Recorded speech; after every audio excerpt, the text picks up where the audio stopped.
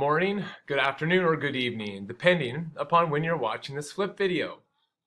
This video is going to be about the Indian Wars and the consequences of those wars in the mid to late 1800s in Washington State or Washington Territory.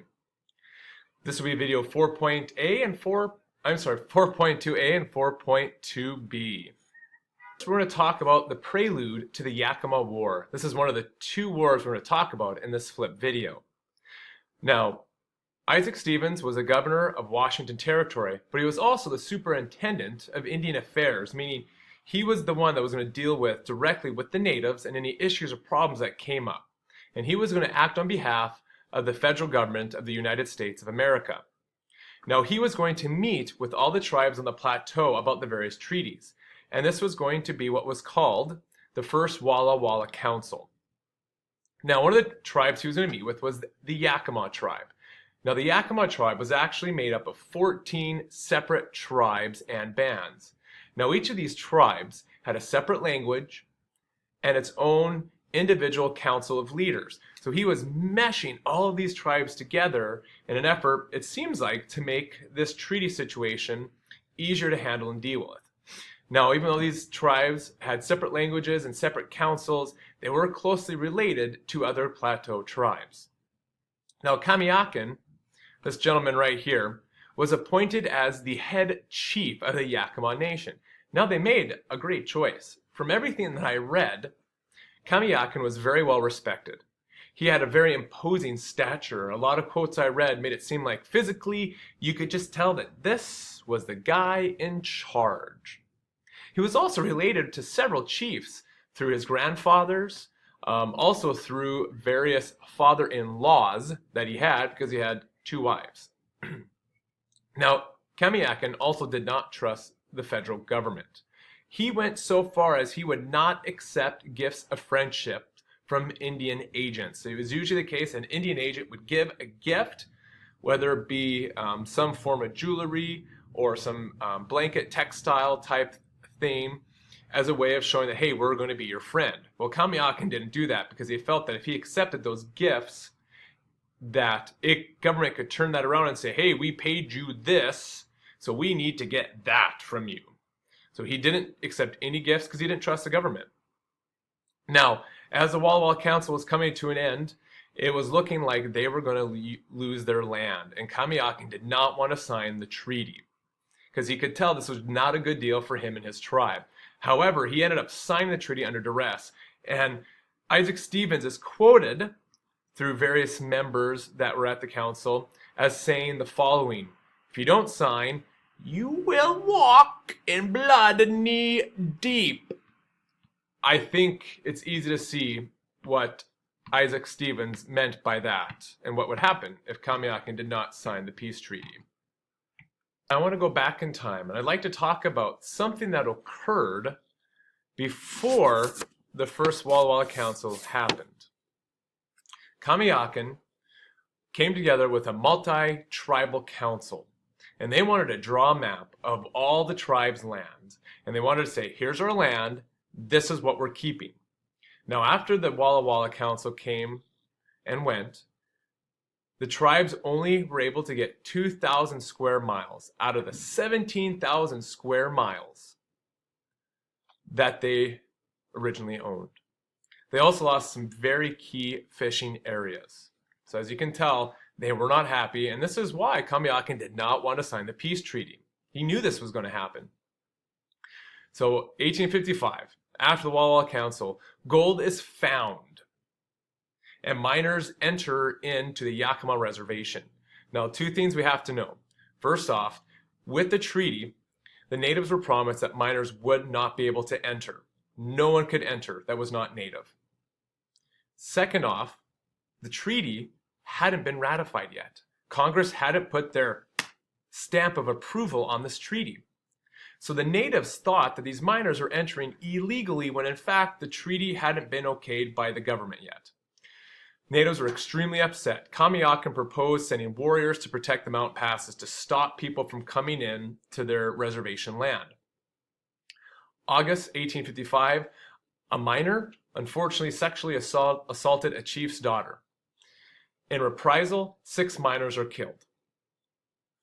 1855 in September, an Indian agent who was trying to supposedly help the natives went along with some natives on a trip. Later that night around their camp, this Indian agent was pinned to the ground and they slit his throat. Now, some people say that this agent was threatening the natives. Others say he was actually trying to help the natives. We're not sure. What we need to know is that the Indian agent was killed. You know some events that happened before the Yakima War actually started and began. So first we want to talk about the first Battle of Toppenish in October of 1855. You had 300 warriors. Big and strong. Versus only 80 soldiers. Don't crush us! Now, you would think that with the big discrepancy of army men there and size of the people involved, there'd be lots of casualties. Very low casualties. Soldiers end up retreating because they kind of saw that, oh, we're greatly outnumbered. Even though these soldiers actually had reinforcements on the way. They still ran away. They still left. November 1855, the tides have turned. You have a very small 300 warriors versus 700 soldiers. Overwhelming odds. The natives, rightfully so, think they're about to be exterminated, and they fight like crazy for their lives. And their families are escaping as they're battling this huge, massive amount of foe. In 2 days of battle, only one person died, and that person was an accidental death. Eventually, however, greater numbers prevailed. The Americans ended up winning. Kamiakin never actually moved to the reservation. He lived on the outskirts in Washington Territory and in Idaho. Here's a picture of Kamiakin. The previous slide, on slide 2, there was a picture as well. Let's talk now about the second of the 2 Indian wars that will be discussed in this flipped video, and that would be the Nez Perce. A little bit of background. So the Nez Perce were able to keep most of their land in the Treaty of 1855. In 1860, gold was found in them darn hills of the Nez Perce reservation land, and miners, as it seems like they always do, illegally went there. Lewistown ended up being built there as well, which was a supply town. Now, what would most normal people do? Well, they'd ask the miners to leave. But no. Not the government in the mid to late 1800s. They actually made a brand new treaty with the Nez Perce, shrinking the tribe's land by 90% in order to keep Lewistown there and allow the miners to get their gold without problems from the natives. Now, there were a group of natives called the Non-Treaty Tribe that rejected this 1863 treaty because they said, and Mr. Mint doesn't quote, "It was signed by Christian Nez Perce, who was not a traditional leader. He was not one of the main leaders of our tribe, so we reject this new treaty." Now, they didn't move. The American government sent soldiers to try to convince this non-treaty tribe to move.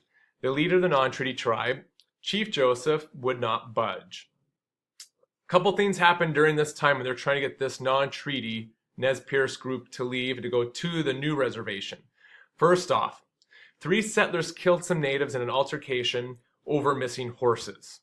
A settler thought that some natives had stolen his horses. He went with a couple men. Something happened, no one really knows, and these natives got shot. These men who shot the natives never went to jail. They were tried and acquitted because the witnesses who were there would not speak up against them, and there are other reasons why. Of course, some of them could be that there was a bias against the Native Americans. So the Nez Perce are getting riled up. They're getting more riled up. They have these war bands and these war parades. And in the midst of these war parades, 4 young natives went and killed 1 miner and 4 settlers in revenge for one of the youth's fathers being killed. They couldn't find the person who killed it, so they went and killed someone else who they knew was a native hater. Good plan, boys. This was the start of the Nez Perce War. And I'm going on to the next slide. So the Nez Perce War, real quick, because I'm running low on time, very unconventional fighting done by the natives, which, by the way, only had about estimated a few hundred warriors fighting for them, and a lot of women and children and non-fighters. First, they would always go for the higher ground. Second, they used rifle pits, digging pits in the ground and standing in them and firing out of these holes. They would also surround the army forces. They also used the speed of their horses. A lot of traditional fighting techniques, from what I read and researched, made it seem like the natives liked to get close. They would kind of play this counting game where if you could touch your opponent, you'd get a point. And the more opponents you touched before you killed them, the more points you got and the higher you go up in the social hierarchy of your tribe. So this is attacking from a distance. Many battles were fought through their home in the Wallowa Valley, through Montana and Idaho Territory as they tried to get to Canada and freedom. However, with winter approaching, lack of supplies, and they'd already traveled 1,500 miles, they ended up surrendering. Now they were promised a safe passage home by the American soldiers there. However, the government had other plans and sent them to Kansas and Oklahoma until about the mid-1880s.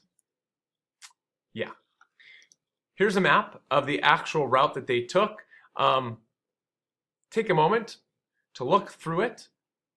The questions are on Edmodo.